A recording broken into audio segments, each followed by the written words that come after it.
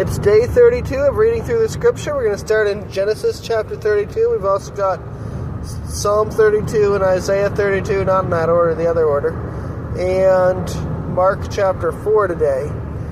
Anyway, let's start with Genesis 32. And Yaakov went on his way, and the messengers of Elohim met him. And when Yaakov saw them, he said, "This is the camp of Elohim." And he called the name of that place Mahanaim. And Yaakov sent messengers before him to Esau his brother in the land of Seir, the field of Edom. And he commanded them, saying, "Say this to my master Esau, your servant Yaakov said this, I have sojourned with Laban and stayed there until now. I have bulls and donkeys and flocks and male and female servants. And I have sent to inform my master to find favor in your eyes." So the messengers returned to Yaakov, saying, "We came to your brother Esau, and he also is coming to meet you, and 400 men with him." And Yaakov was greatly afraid and distressed. So he divided the people that were with him, and the flocks and herds and camels, into two groups. And he said, "If Esau comes to the one group and strikes it, then the other group which is left shall escape." And Yaakov said, "O Elohim of my father Abraham, and Elohim of my father Yitzhak, Yahweh who said to me, 'Return to your land and to your relatives, and I do good to you,' I do not deserve the least of all the loving commitment and all the truth which you have shown your servant. For I passed over this Jordan with my staff, and now I have become two groups. Deliver me, I pray, from the hand of my brother, from the hand of Esau, for I fear him, lest he come and shall strike me and the mother with the children. For you said, I shall certainly do good to you, and shall make your seed as the sand of the sea, which are too numerous to count." And he spent the night there, and took what came to his hand as a present for Esau his brother, 200 female goats and 20 male goats, 200 ewes and 20 rams, 30 suckling camels and with their colts, 40 cows and 10 bulls, 20 female donkeys and 10 foals. And he gave it to the hand of his servants, every drove by itself, and said to his servants, "Pass over before me, and put some distance between drove and drove." And he commanded the first one, saying, "When Esau my brother meets you, and asks you, saying, 'To whom do you belong, and where are you going, and whose are these in front of you?' Then you shall say, 'They are your servant Yaakov's. It is a present sent to my master Esau. And see, he also is behind us.' So he commanded the second and the third, and all who followed the drove, saying, 'Speak to Esau the same word when you find him. And you shall say, also look, your servant Yaakov is behind us. For he said, let me appease him with a present that goes before me, and after that see his face. He might accept me.' And the present passed over before him, and he went, but he himself spent the night in the camp. And he rose up that night and took his 2 wives and his 2 female servants and his 11 sons, and passed over the ford of the Jabbok. And he took them and sent them over the stream, and sent over what he had. And Yaakov was left alone, and a man wrestled with him until the breaking of day. And when he saw that he did not overcome him, he touched the socket of his hip. And the socket of Yaakov's hip was dislocated as he wrestled with him. And he said, let me go, for the day breaks. But he said, I am not letting you go until you have blessed me. So he asked him, what is your name? And he said, Yaakov. And he said, your name is no longer called Yaakov, but Yisrael, because you have striven with Elohim and with men, and have overcome. And Yaakov asked him, saying, please let me know your name. And he said, why do you ask my name? And he blessed him there. And Yaakov called the name of the place Peniel, for I have seen Elohim face to face, and my life is preserved. And the sun rose on him as he passed over Peniel, and he limped on his hip. That is why the children of Israel to this day do not eat the sinew of the hip, which is on the socket of the thigh, because he touched the socket of the thigh of Yaakov and the sinew of the hip. Peniel means face of Yah. I don't know who wrote that in this Bible, but Probably my mother-in-law used to own it.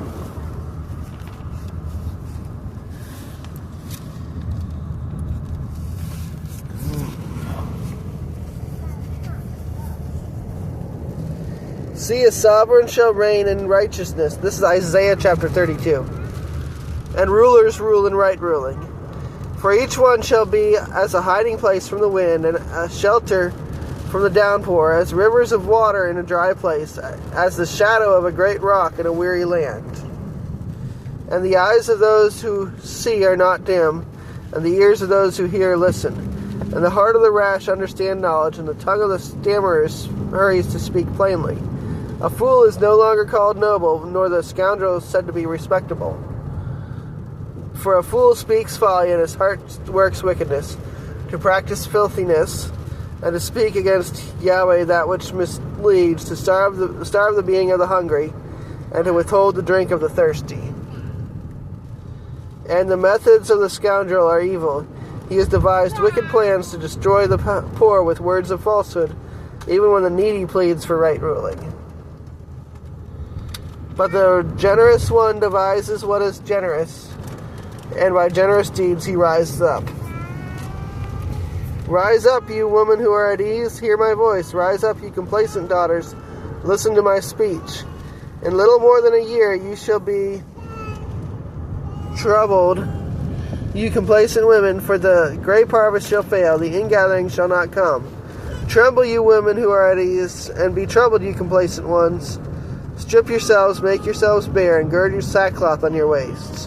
Lament upon the breasts for the pleasant fields, for the fruit-bearing vine. Weeds and thorn bushes come up over the ground of my people. Indeed, over all the houses of joy, the city of revelry. For the palace is abandoned, the crowded city deserted. Hill and watchtower serve as caves forever, a joy of wild donkeys, a pasture of flocks, until the Spirit is poured from us from on high, and the wilderness shall become garden land, and the garden land be reckoned as a forest. Then right ruling shall dwell in the wilderness, and righteousness remain in the garden land. The work of righteousness shall be peace, and the service of righteousness be rest and safety forever. And my people shall dwell in a home of peace, and in safe dwellings, and in undisturbed resting places. Even when hail shall fall, felling the forest, and the city be brought low in humiliation. Blessed are you who sow beside all the waters, and who send out the foot of the ox and the donkey. Okay, next is Psalms. What was I doing? 32? I hope I'm right. Blessed is he. Yeah, I read 32, so I think we're on that.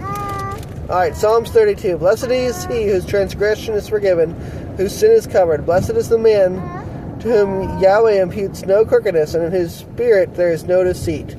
When I kept silent, my bones became old, through my groaning all the day. For day and night my hand was your hand was heavy upon me. My sap was turned into the droughts of summer. Selah. I acknowledged my sin to you, and my crookedness I did not hide. I have said, I confess my transgressions to Yahweh, and you forgive the crookedness of my sin. Selah. Therefore let every lovingly committed one pray to you while you may be found. Even in a flood of great waters they would not reach him. You are my hiding place. You preserve me from distress. You surround me with songs of deliverance. Selah. Let me instruct you and teach you in the way you should go. Let me counsel, my eye be on you. Do not be like the horse, like the mule, with no understanding, with bit and bridle,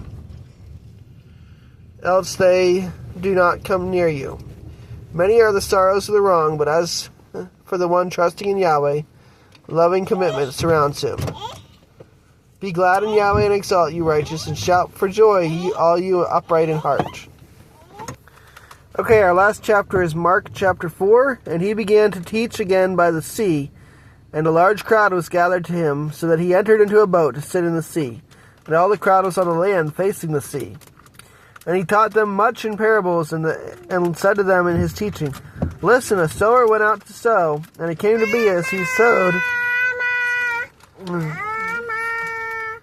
Alright, the baby's making a lot of noise. As he sowed, some fell by the wayside, and the birds of the heaven came and devoured it. And other fell on rocky places where it had not much soil. And immediately it sprang up because it had no depth of soil. But when the sun was up, it was scorched, and because it had no root, it withered away. And other fell among thorns, and the thorns grew up and choked it, and it yielded no crop. And other fell on good soil, and yielded a crop that came up, grew and yielded a crop, some 30-fold, and some 60, and some 100. And he said to them, He who has ears to hear, let him hear. And when he was alone, those about him with the 12 asked him about the parable.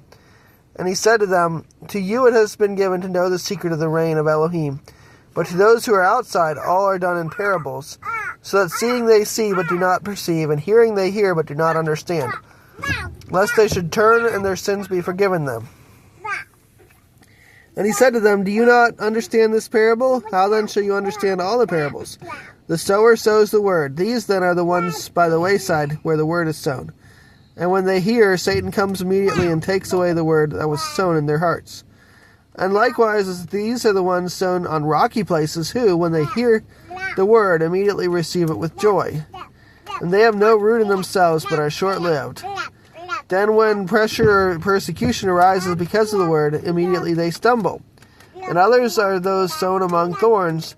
These are they who hear the word, and the worries of this age, and the deceit of riches, and the desires for other matters, entering in, choke the word, and it becomes fruitless.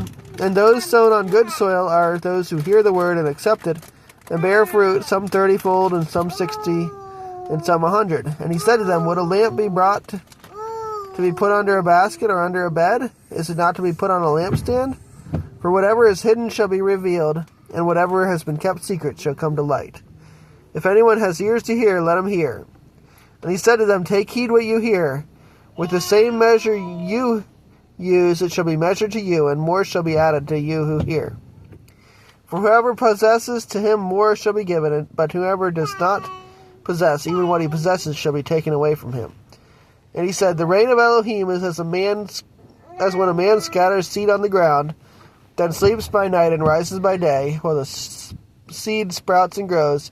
He himself does not know how.